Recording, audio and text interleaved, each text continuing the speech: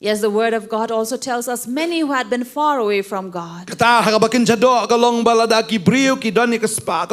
Taking for example in the flesh, when people have the riches and wealth, especially when they have that power, the fame or position, they do need God.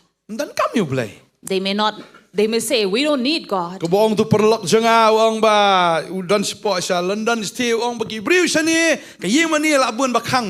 As one of Pastor's friends said, there in London, many of the churches have been locked down. They no longer have that zeal or passion to serve God. Why? Because the government is providing for all your needs.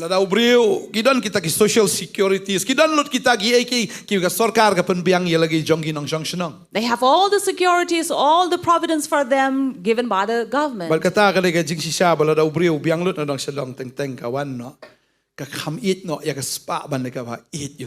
And this is the truth. In life, when people are self-sufficient and they have all the wealth and property and all their needs met, they do not seek God. Yes, the word of God also tells us many who had been far away from God. Taking for example in the flesh, when people have the riches and wealth,